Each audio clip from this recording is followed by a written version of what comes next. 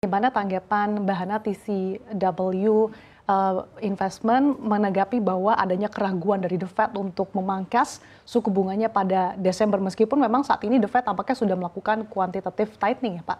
Ya, benar. Sekarang ini kan di Amerika itu kan masalahnya lumayan banyak ya. Seperti kita tahu sendiri bahwa barusan mereka selesai shutdown.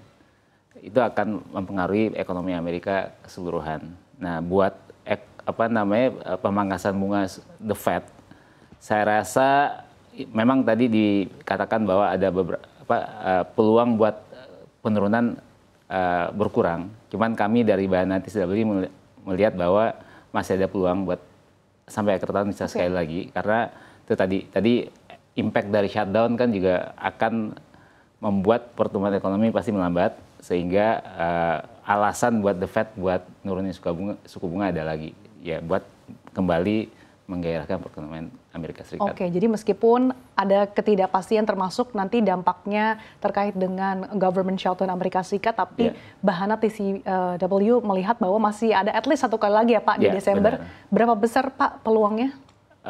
Kita lihat lebih dari 50% lah. Oh, justru lebih dari 50%? Ya, buat peluang buat cut suku bunga. Mungkin dia cutnya mungkin 25 basis ya. Cuman karena tadi tingkat employment-nya Amerika juga masih rendah. Mereka butuh stimulus lagi gimana biar dunia usahanya juga bisa lebih hiring lagi, yaitu salah satunya dengan kebijakan suku bunga. Gitu. Nah, di samping Anda tadi memperkirakan bahwa at least ada satu kali lagi pemangkasan dan bahkan lebih dari 50 basis poin. Tapi di satu sisi pelaku pasar bukan 50 basis poin, tapi 50% peluang. 50% ada peluang. Untuk mungkin cuma 25 basis. 25 basis poin dengan peluang 50% di atas. Nah, tapi satu sisi pelaku pasar kan juga justru arahnya berkebalikan nih Pak. Justru 60% memperkirakan bahwa tidak ada lagi cut rate hingga akhir tahun 2025 ini. Pandangan Anda seperti apa dan bagaimana nanti dampaknya pada pasar keuangan domestik termasuk obligasi, kemudian pasar saham? Balik lagi kan, kalau pasar itu kan bergeraknya berdasarkan ekspektasi.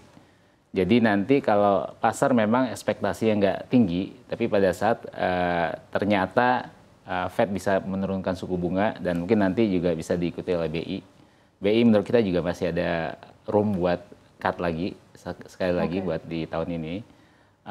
Kalau itu kejadian pasti impact-nya akan positif buat pasar. Kemarin kan juga angka GDP kita cukup bagus ya, pertumbuhan ekonomi kita 5,04 di kuartal ketiga 2025. Itu membuat optimisme dari para pelaku pasar, terutama di saham membaik. Kita lihat IHSG juga naik cukup bagus di akhir-akhir ini. Gitu. Oke, artinya Bank Indonesia juga walaupun sudah lebih dulu agresif, tapi masih ada chance juga ya Pak untuk memangkas BI rate. Peluangnya berapa basis poin Pak? Sekali lagi 25 basis poin. Tapi menurut kita ini terakhir mungkin, tahun 2026 kemungkinan mereka akan stay, karena udah cukup rendah juga suku bunga kita. Tapi menurut kita di level sekarang udah cukup rendah suku bunga BI, dan juga itu kan impact-nya ke yield-nya SBN kita. Yield SBN kita kan sekarang kalau yang 10 tahun sekitar 6,1, 6,2. Menurut kita itu level yang cukup bagus, karena tingkat suku bunga yield SBN yang rendah akan menyebabkan ongkos orang buat berutang jadi turun. Itu akan membuat perbaikan di corporate-corporate-nya kita. Artinya apakah Anda melihat BI justru akan mangkas di Desember mendatang, bukan di November ini Pak? Kemungkinan di Desember.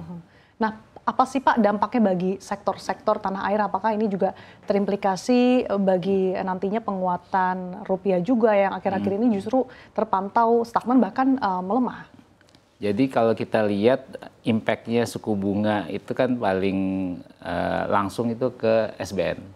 Kalau suku bunga rendah, ya SBN yield turun gitu kan.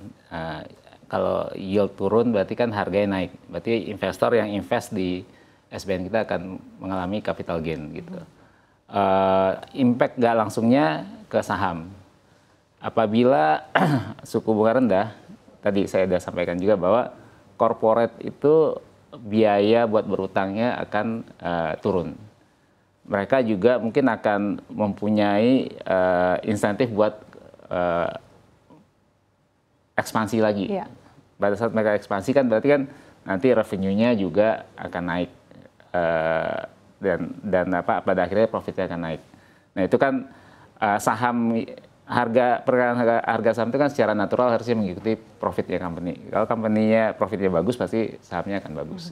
Jadi kita lihat itu hal-hal yang membuat kita cukup positif di saham di ke depan. Baik, Pak Doni, apalagi beberapa waktu lalu ada likuiditas tambahan ya Pak bagi perbankan Himbara. Ini seberapa signifikan sih Pak bisa menopang kinerja dari saham-saham perbankan ini?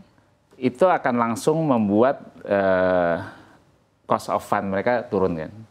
Karena apa namanya mereka cuma kan bunga buat uang pemerintah yang ada di Himbara itu kan mereka kasih bunga 4% ya kalau nggak salah. Itu mereka bisa replace depositonya yang dengan interest rate lebih tinggi dengan itu gitu. Jadi terus sambil nunggu demand for credit naik, ya mereka mungkin bisa menurunkan tingkat suku bunga kredit yang selama ini mereka berikan ke corporate nasabah mereka. Jadi impact-nya harusnya positif. Cuman tapi kan ini sementara. Kita masih nunggu demand for credit bisa naik lagi. Itu kan banyak lah faktor yang menentukan. Jadi kepercayaannya para corporate ini akan mungkin ke pertumbuhan kita ke depan. Itu hal-hal yang kita masih tunggu. Cuman di stage ini kita cukup positif ngelihatnya dan impact-nya ada langsung kelihatan sebenarnya, walaupun masih kecil. Gitu. Ya, dan di tengah dinamika ini baik dari domestik maupun eksternal tadi dari The Fed, kemudian pemangkasan BI yang sudah dilakukan beberapa kali, bagaimana sih Anda melihat tren inflow pada pasar keuangan tanah air? Apakah juga saat ini bisa dikatakan cukup sustain atau justru masih ada ibaratnya kekhawatiran, apalagi kita tahu juga hubungan antara Amerika Serikat dan China ini lagi-lagi cukup manas. Jadi kalau kita lihat investor asing itu mungkin dibanding 10 tahun yang lalu partisipasinya di market kita udah turun cukup banyak lah. Tapi kita kalau di saham mungkin dalam beberapa bulan terakhir udah mulai ada info lagi. Mungkin karena ngelihat tadi kita proyeksi pertumbuhan kita bagus.